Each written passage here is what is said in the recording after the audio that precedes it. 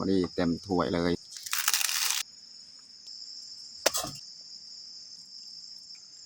วันนึงอันดับ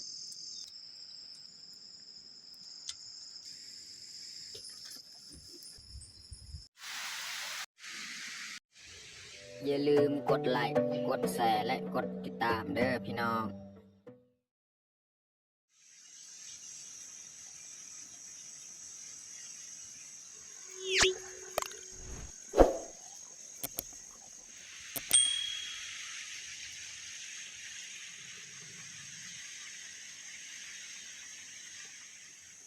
กล่าวทักทายสบายดีเบิร์ดสู่ครูสู่คนเนาะยินดีต้อนรับเขาสู่ซองเบายืงแล้วก็ไผที่เขามาเบิ่งมาชมคลิปเบายืงเนาะเบายืงก็ขอไว้พรให้ทุกคนจงมีสุขภาพแข็งแรงให้ร่ำให้รวยแล้วก็สำหรับมื้อนี้ก็พาเมียเขาให้เหมือนเดิมแหละเพราะว่าหญ้าให้ของเฮาบ่ทันแล้วก็ต้องได้เข้าตลอดเนาะมื้อนี้เฮาก็ถือข้าวน้ำมานำเนาะเฮาก็มาเฮ็ดกินเฮ็ดอยากตามเดิมตามเคยเนาะตอนเช้ามื้อนี้นี่แม่นฝนตกเนาะบางทีเฮายังออกจากบ้านนี่แม่นฝนตกแต่ว่าเดี๋ยวนี้ก็เช้าแล้วแต่บรรยากาศนี่ยังครึมๆอยู่ตั้งแต่มื้อวานนี่แหละบรรยากาศนี่เริ่มมืดแล้วมันบ่แดดแล้วแต่มื้อวานนี่แหละมื้อนี้นี่น่าจะตกแล้วแต่ว่าเฮาก็ได้ถือเสื้อกันฝนมานำถ้าว่ามันตกเฮาก็ใส่ถ้าว่าบ่ตกเฮาก็บ่ใส่เนาะเอ้าแต่ทุกคนติดตามเบิ่งติดตามชมกับพวกเฮาได้ยาวๆเลยต้องใส่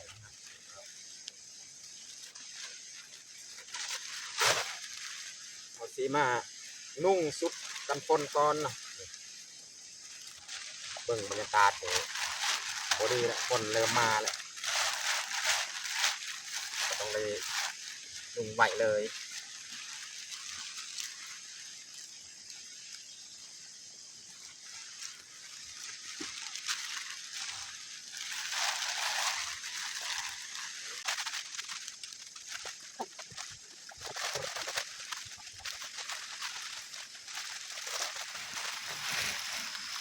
ฝนก็มาแล้วพี่น้องเนาะ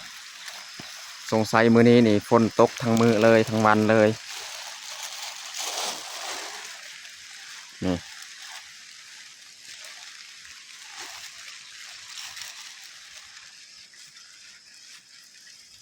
เนี่ยไปยามกับดักเบื้องหันเนาะเขาใส่บอลต้นสาลีนะพี่น้องก็ไปยามพูดอยู่เทิงหันต้นสาลียัง5-6 ต้นเขาจะขึ้นไปเลยแล้วขึ้นไปเสียหญ้าทางเทิงหันเนาะ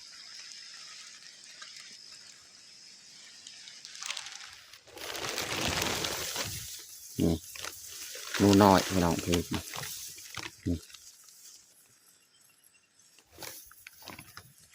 นัวนี่แหละเอาหมักมากัดมากินสาลีนะพี่น้อง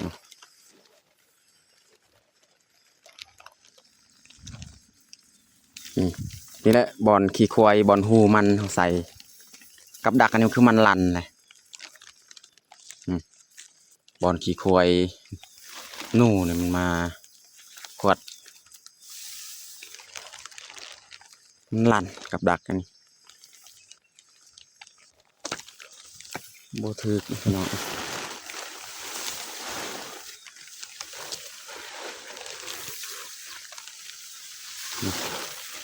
นี่อีกหลังนึง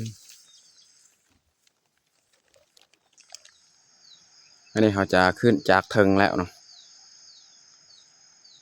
นี่ทั้งนี้นี่6 แหงนะพี่น้อง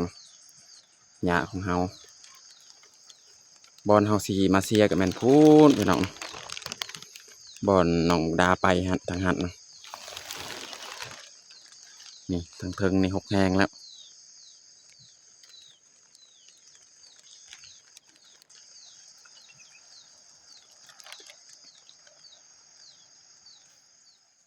แต่นี้แหละเราเริ่มเสียขึ้นเทิงเลยเนาะอันนี้เราจะทางแคมมันก่อนทางแคมนี่เราปลดเสื้อกันฝนมันฮอดมันอ้าวใส่ใจทรงหนองดากับปลดกัน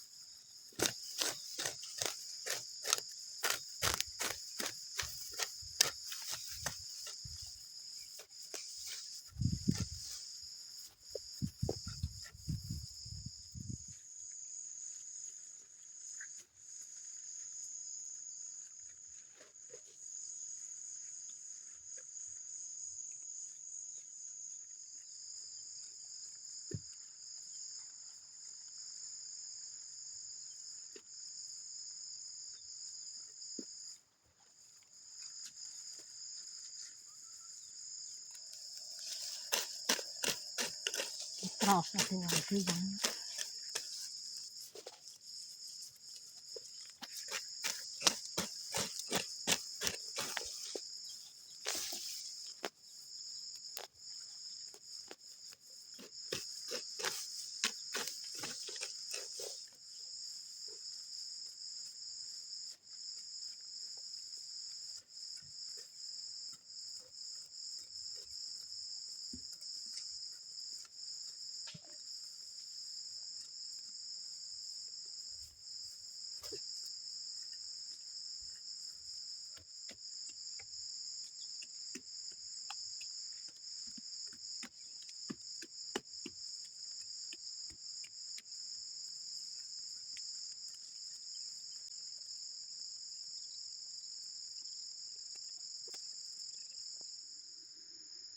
ตอนนี้เฮากะสิมาพักเที่ยงพี่น้องเนาะโอ้นทางนั้นกะฝนตกละเอาเสียแต่ลุมหมดแล้วแต่แคมห้วยฮันเสียขึ้นเทิงเลยนะหมดนี่แหละเฮากะปะประมาณนี้แหละแต่นี่ขึ้นเทิงอีกสุดหนึ่งอีกมาเฮ็ดต่อคันเฮาสิเสียหญ้านะโอเคตอนนี้เฮากะสิพักเที่ยงพี่น้องกลับมากินข้าวกินน้ำเฮ็ดกินเฮ็ดอยาก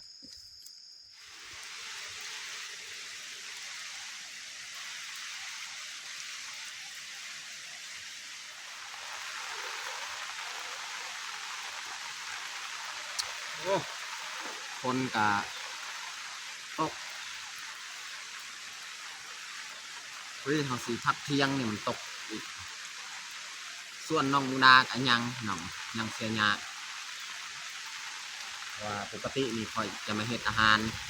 เที่ยงน้องมูดานี่ยังเสียหญ้าตลอดอันนี้เฮาสิเตรียมดังฟืนดังไฟเลย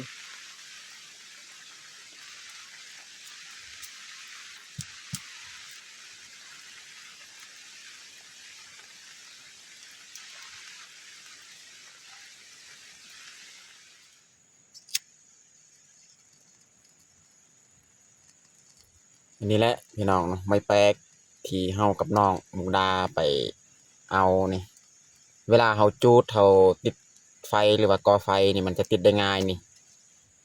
ตัวแบบนี้นี่ติดง่ายเลยพี่น้องนี่พี่น้องเบิ่งนี่ตัวนี้แหละเฮาเอามาดังไฟมาก่อไฟอยู่บ้านอยู่เฮือนครัวนี่สบายใส่ตัวนี้นะเราก็มาเอาไว้อยู่ไฮของเฮาอีกเนาะนี่ไม่แปลกนะตอนนี้ฝนกะเซาตกนี่ช่วงฤดูนี้ก็เป็นแบบนี้ช่วงตกช่วงเซาช่วงตกช่วงเซามันเป็นแบบนั้นนะ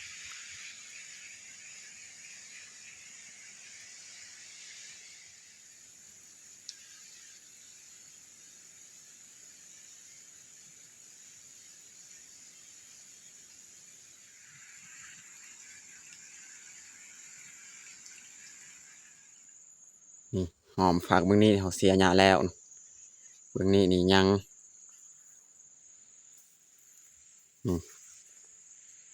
3-4ต้นเนี่ยเรือสลีของเฮาขึ้นมาเอาเลยเนาะสลีบอลเฮาใส่กับดัก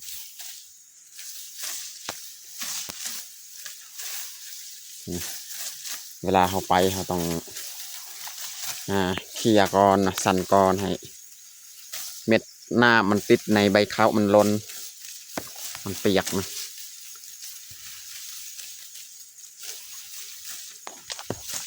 ขึ้นมาเอาสลีนี่ก่อนนะ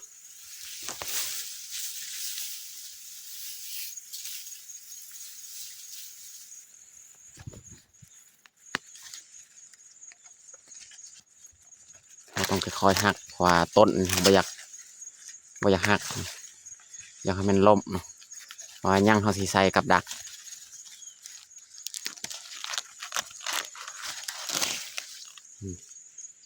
ต้นนี่เอาไว้เลยเนาะมันยังสีใส่กับดัก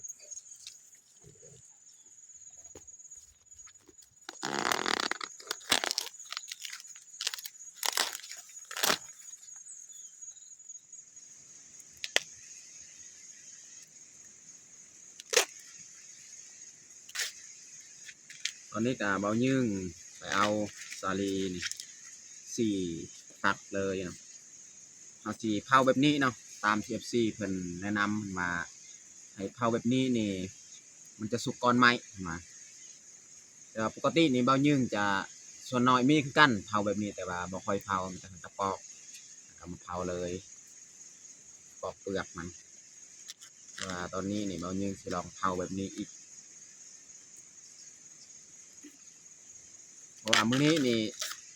เผาเลยสลีบ่ได้แต่งกินในไฟนี่เพราะว่าเขาถือจากบ้านหน่อไม้เขาต้มเรียบร้อยแต่เขาจะมาปรุงแปลงเลยอยู่นี่เห็ดซุปหน่อไม้อาหารซีนเนื้อกับบ่มีมื้อนี้พี่น้องเนาะช่วงบ่มีก็อดเอาพี่น้องเนาะช่วงนี้ก็กินเอาฟีจี้สลีแล้วก็มาซอยเครื่องหอมปรุงเห็ดซุปหน่อไม้ซอยหอมเปรย์ซอยหอมบัวนี่ว่าต้นหอมซอยกับหัวของมันเลยเนาะซอยมักพริกเนาะพริกดิบเพราะว่าบ่ได้ถือมาพริกพงก็เลยใส่มักพริกดิบเอาพี่น้องเนาะ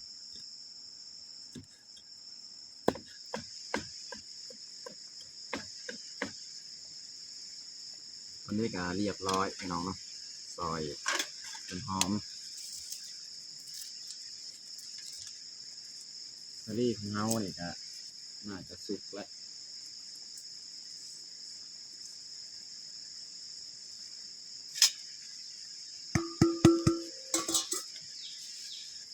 นี่แหละหน่อไม้ที่เมียเอามาจากบ้านแล้ว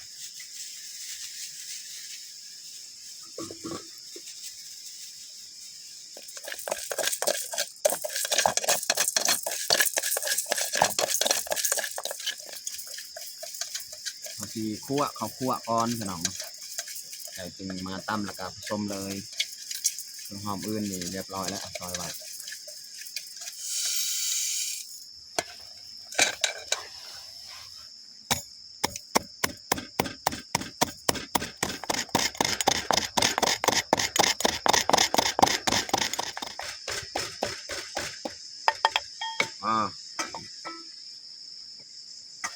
ได้เขาสีเริ่มปรุงเลยพี่น้องเนาะ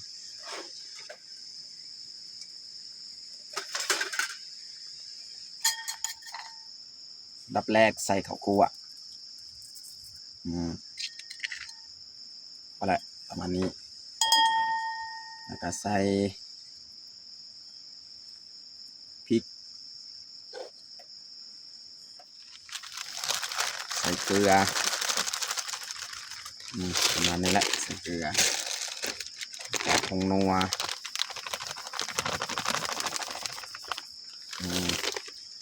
แล้วก็ใส่น้ำปลาแดกอีกพี่น้องเนาะใส่น้ำปลาแดกเอาละสนิทนะนี่เขาจะผสมก่อนเนาะเครื่องหอมใส่น้ำลังจังหน่อย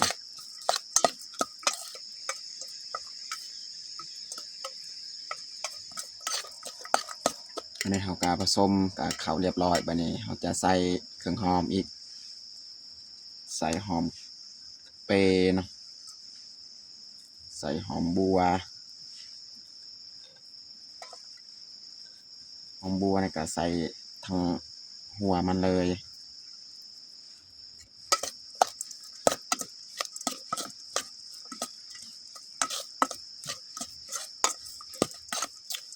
เรียบร้อยพี่น้องปรุงสุดท้ายนี่ใส่หอมสะระเนว่าเรียบร้อยซุปของเราประมาณนี้แหละซุปหน่อไม้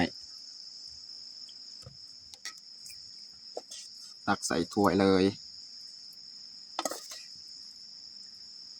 ผักอันนี้เขากะแกมไปเลย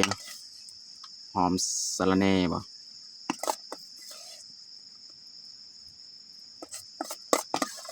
พอดีเต็มถ้วยเลย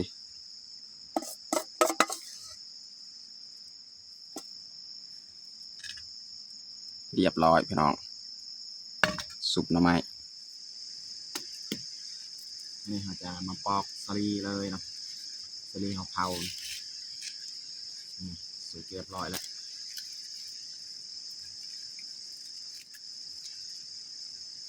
เผาคือแบบFCเพิ่นเว้าแบบนี้ก็บ่ยิงก็เคยเผากันเขากินแบบนี้แต่ส่วนลายนี่บ่ยิงจะปอกก่อนก็จะมาเผาแต่ว่าครั้งนี้นี่บ่ยิงจะ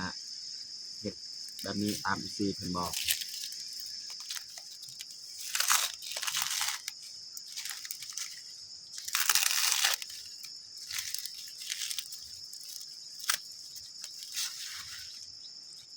แต่คักคือกันเอาเผาแบบนี้นะ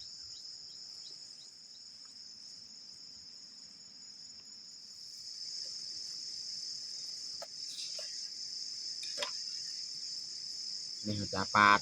มักนัดหน่วยใหญ่นี่เก็บจากสวนเมียไปมื้อนั้นเนาะอยู่สวนหั่นเมียว่ามีคนอ่าเขามาลักสับปะรดของเรา2 ครั้งแรกเขาจะไปลักอยู่หั่นเขาจะไปเอาคนบ้านเบายืงเองนี่แหละจะไปลักเอาแต่ว่าคนมันหลายคนเขาก็บ่ฮู้เนาะบ่ฮู้ว่าผู้ใดเพราะว่าส่วนของเฮานี่มันอยู่ใกล้ทางที่บอน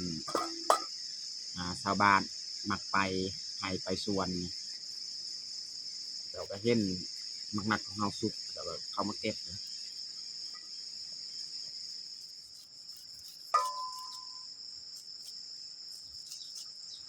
หวานมักนัดอันนี้น้ำก็ลายพี่น้องเบิ่งนี่เวลาเขาปาดน้ำมันจะไหลเลย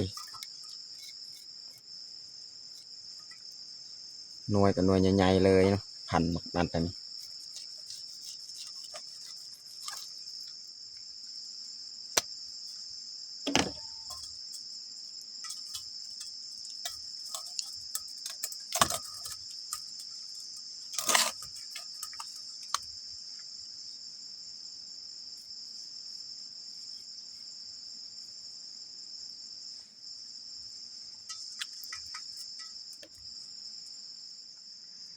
ตอนนี้ก็เรียบร้อยเอาแต่งเผาของเฮาซุปหน่อไม้พี่น้องเนาะแล้วก็สลีปิ้งสลีเผาเนาะแล้วก็มักนัดพี่น้องสำหรับอาหารเที่ยงของเฮากับบัดซำนี้แหละตอนนี้ก็เรียบร้อยเอาแต่งข้าวของเฮาแต่เฮาสิลงมือกินข้าวเที่ยงเลยเอามาเด้อมากินข้าวเที่ยงน้ำกันเอามาเด้อพี่น้องมากินข้าวเที่ยงน้ำกัน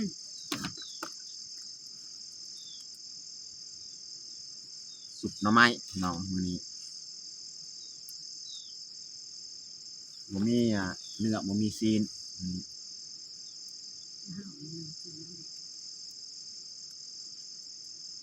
นอกจาก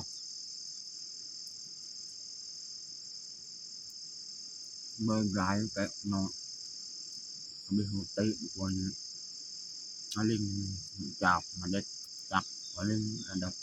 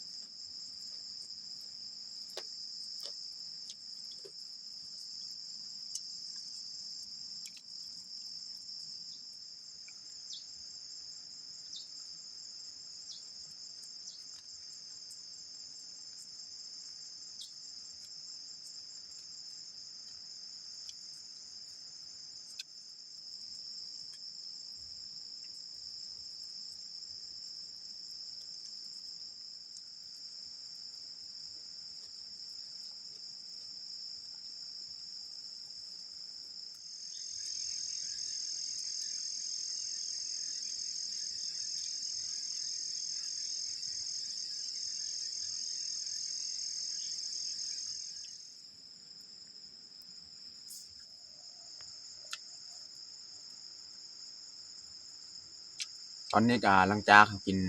ข้าวแล้วก็กินสลีกินมักนัด